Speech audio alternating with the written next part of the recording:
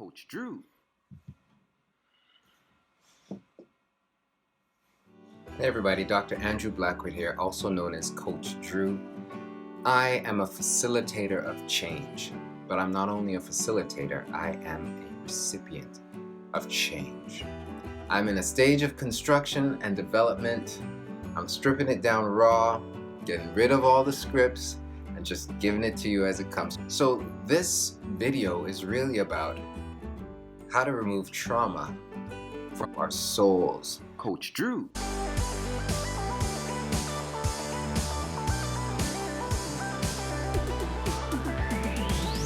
Wherever you are, whatever you're going through right now, I hope that this video is a source of encouragement to you as you go through change.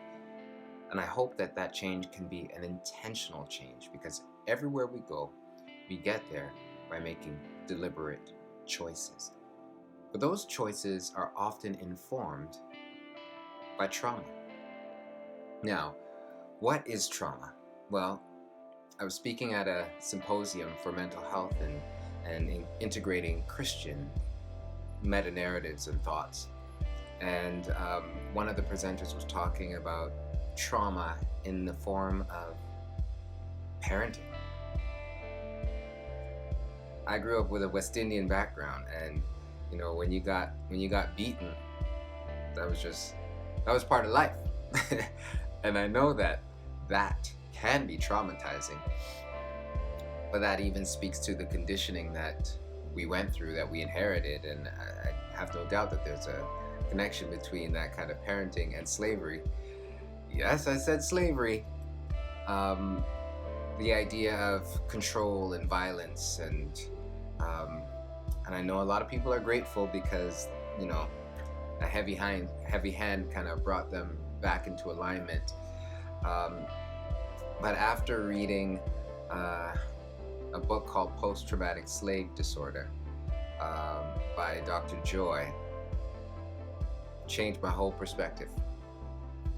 I had been on the fence for a while about spanking and corporal punishment and its benefits, and you know, the intention of the people, and you know, even working with Children's Aid Society, they have a rubric about, you know, what is appropriate and what's not. All that aside, thinking about trauma from a different lens might be really helpful. So I used to think of trauma as something that was physical,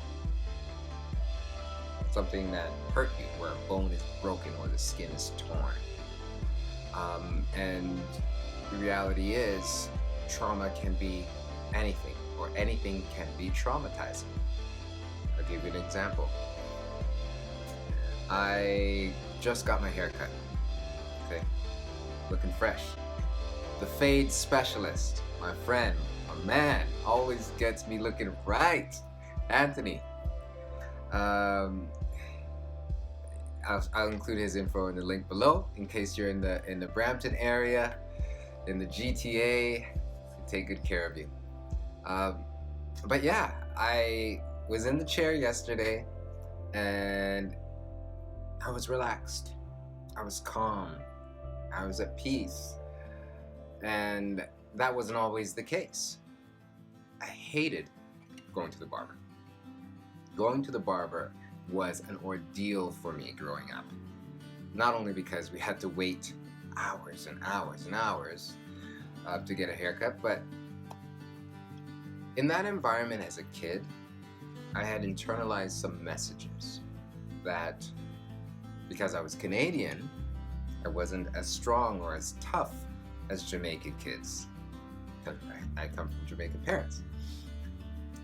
And something about that environment where there was a lot of loud noise and, you know, hostility and aggression, and what I experienced as hostility and aggression, that was comfort for them at the time. But for me, that was just a reiteration of a message.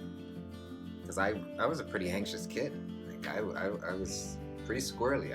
You know, things would rattle me pretty easily. And yeah, so I internalized that message over and over and over and over, that Andrew, you're not good enough. Andrew, you're not man enough. Andrew, you're not strong enough. Even as a boy, I didn't know that these were the messages that I was internalizing, regardless of how they were intended or what they were intended to do. That's how I internalized those messages. So I hated going to the barber. More important than those experiences, I want to highlight is the internalization of that message and the repetition of that message. Because repetition creates association, and association eventually creates identification. So that was woven into my identity. That was trauma for me. Many factors, many incidences contributed to that world view of my view of the world, but also my view of myself. And I internalized that. And what a shame it was in that I'm anything but not good enough. The Lord helped me to realize that along the way. It took a long time for me to get here to, and I commented on myself as wonderful in the last video because I believe that. I believe we're all wonderful, fearfully and wonderfully made. But the problem is most of us don't believe that. And we use these standards to define how wonderful we are based on what we've accomplished, not based on what we are worth, what we're made of. And for me, that was a big difference when I started to understand the difference between being worthy of love and being deserving of love. When we think about being deserving, it's about what you've earned, what you've done to warrant somebody approving of you or bestowing love upon you. Whereas when you think about somebody being worthy, it's about their worth, it's about their essence. And that's one of the things that I love about God and about the gospel, in that before I thought about God, before I came into the world, before I messed things up when I came into the world, before I made bad decisions and mistakes, before I hurt people, before I hurt myself, before I did all this stuff that would not be considered good or right or wise, I was loved. And when our souls have been stained by trauma, it is a message of love that brings healing. Love removes the stain of trauma. How does it do that? It communicates value, it communicates worth. Now, a lot of people think communication is just words, but no. Communication is more than just words. We're communicating all the time. Our posture communicates. Our environment communicates. We're always saying something, even when we choose to say nothing. So we have the opportunity to communicate love in our world to everyone, all the time. I'm not stressing being perfect. I'm stressing being intentional, being aware. And when we know that we're loved, and we love ourselves, then we can better love other people. So this video is really about how to remove trauma from one's soul. And I mean, you can't remove trauma without knowing that you've been traumatized. 2, without understanding what love can do to heal that trauma. And when I say love, I mean unconditional love. And the source, God Himself, has nothing but love for us. And even as I say those words, old understandings of God and the pain of growing up and going to church and having people pour out their pain in messages that were supposed to be about love, takes some work, takes some undoing. But I think a healthy understanding of the gospel, a healthy understanding of God and ourselves helps us to move through trauma. So one of the things that I have been doing for myself and for people, with people over the years, is being with them. I can't say that I have this sure shot system that works for everyone. But one of the things that I've been gifted with is just to love people.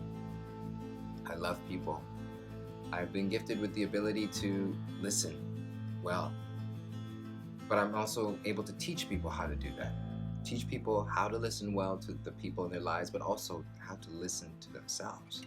And I think that's the missing piece for a lot of people who are going through periods of confusion and struggle, uncertainty, anxiety, even depression. We just don't know how to love ourselves. We don't know how to listen to ourselves. We don't know how to tune in to all that God has made us to be so that we can move forward into that. But I got an encouraging call today from someone that I worked with for over 10 years ago. And he was saying to me, he was a teen then and is a young adult now, that the experience that he had with me deposited a message.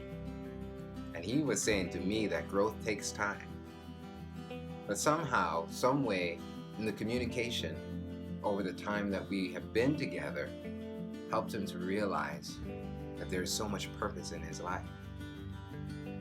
I was so encouraged by that, and I hope that encourages you today, because sometimes we just don't feel congruent with who we are. So, I'll wrap up by saying, trauma can be any experience that weaves pain and hurtful, untrue messages about ourselves, about our identity into our souls. That's trauma. For some people it might be a physical abuse, for some people it might be sexual abuse, for some people it might be neglect, for some people it might be, being put down or being bullied. That trauma stains the soul. But healthy communication, healthy love about yourself, about your world, about your worth, that can cleanse the soul. And I believe that the source of that love comes from God, and it comes through, I hear it in the gospel wonderfully, beautifully clear, because I'm beautifully, wonderfully, fearfully made, and I'm loved by God wholly and entirely, even before I knew of him or started to get my act together, because can't even say start to get my act together, because my act will never be together. I'm just me. I'm just me. I'm not who I was, where I was, but I'm more of who I've always meant to be. Always been meant to be me. And that's the message I want to convey to you. I'm in a stage of construction and development. I'm stripping it down raw, getting rid of all the scripts, and just giving it to you as it comes. So I hope this is encouraging to you. If you like it, if it's a blessing to you, let me know. Subscribe, share, and I'll see you in the next video.